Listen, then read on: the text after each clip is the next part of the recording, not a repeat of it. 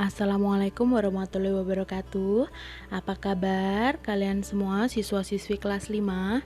Ibu berharap kalian semua selalu sehat dan selalu semangat mengikuti pembelajaran. Pada pertemuan kali ini kita memasuki pada tema 2, subtema 1, pembelajaran 1, yaitu tentang sistem peredaran darah manusia dan fungsinya. Sebelum memasuki materi, Ibu perkenalkan diri dulu. Ibu bernama Ibu Linda Kusumawati, satuan kerja dari SDN 006 Tarakan. Tujuan pembelajaran pada hari ini agar kalian dapat mengidentifikasi organ-organ peredaran darah manusia dan fungsinya, serta kalian dapat menyajikan hasil karya sederhana organ peredaran darah manusia dan fungsinya. Ya, yang pertama kita pelajari adalah darah. Masih ingatkah kalian tentang proses pencernaan yang kalian pelajari pada minggu lalu? Proses pencernaan makanan menghasilkan sari-sari makanan. Sari-sari makanan, hasil proses pencernaan, akan diedarkan pada seluruh bagian tubuh. Bagian tubuh yang bertugas mengangkut dan mengedarkan sari-sari makanan adalah darah.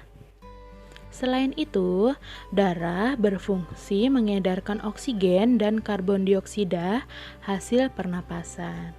Jadi, kita bisa simpulkan ya anak-anak, kalau darah itu mempunyai dua fungsi, yaitu fungsi yang pertama mengangkut dan mengedarkan sari-sari makanan hasil pencernaan ke seluruh tubuh.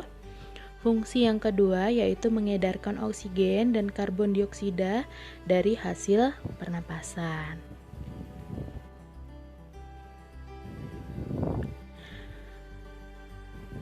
Oke, kita pelajari selanjutnya yaitu tentang organ peredaran darah. Aliran darah di dalam tubuh kita terjadi melalui organ peredaran darah. Nah, organ peredaran darah itu apa saja anak-anak? Organ peredaran darah itu ada dua, yaitu jantung dan pembuluh darah. Ini adalah bagian-bagian jantung. Jantung merupakan organ tubuh manusia yang berfungsi memompa darah ke seluruh tubuh. Jantung memompa darah dengan cara berkontraksi dan berelaksasi secara bergantian, sehingga jantung kita berdenyut, mengembang, dan mengempis. Jantung terletak di dalam rongga dada sebelah kiri. Tahukah kalian kira-kira ukuran jantung kita sebesar apa ya? Ya, betul. Ukuran jantung manusia yaitu sebesar kepalan ukuran tangan kita sendiri. Jika pada jantung orang dewasa, beratnya bisa mencapai 300 gram. Kita masuk ke dalam deskripsi ya anak-anak. Di dalam jantung mempunyai 4 ruang, yaitu serambi kiri, serambi kanan, bilik kiri, dan bilik kanan. Sebagai pemompa darah, jantung mempunyai otot yang kuat. Otot bilik lebih tebal daripada otot serambi. Karena otot bilik memompa darah menuju jantung ke seluruh tubuh. Di antara serambi dan bilik ada pemisah yang disebut katup jantung. Pada jantung yang sehat, katup dapat menutup dengan rapat, jadi darah dari bilik tidak tercampur dengan darah dari serambi. Katup jantung membuka dan menutup sesuai irama detak jantung. Kita langsung ke pembuluh darah. Pembuluh darah merupakan saluran tempat mengalirnya darah dari jantung ke seluruh tubuh dan dari seluruh tubuh kembali ke jantung.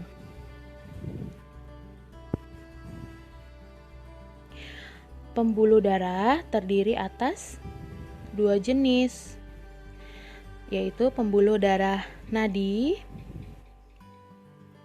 atau pembuluh darah balik yang disebut dengan arteri. Nah, pembuluh darah ini bertugas untuk mengalirkan darah keluar dari jantung. Pembuluh nadi paling besar yaitu aorta. Yang kedua yaitu pembuluh balik atau vena, bertugas untuk mengalirkan darah masuk ke dalam jantung. Pembuluh balik besar ada dua, yaitu pembuluh balik atas dan pembuluh balik bawah. Berdasarkan panjang dan pendeknya peredaran darah dibedakan menjadi dua ya anak-anak, yaitu peredaran darah kecil dan peredaran darah besar. Kita pelajari skemanya ya. Untuk peredaran darah kecil itu beredar dari serambi kanan, bilik kanan, paru-paru dan serambi kiri. Ibu beri penjelasan, mengalirnya darah di dalam tubuh itu disebut sistem peredaran darah. Nah, sistem peredaran darah itu kan ada dua, ada kecil dan besar. Ibu akan menjelaskan tentang sistem peredaran darah kecil, yaitu darah mengalir dari bilik kanan menuju paru-paru melalui arteri pulmonalis.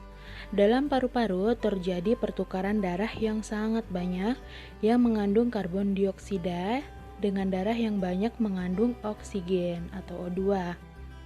Darah yang banyak mengandung oksigen akan kembali ke jantung melalui vena pulmonalis.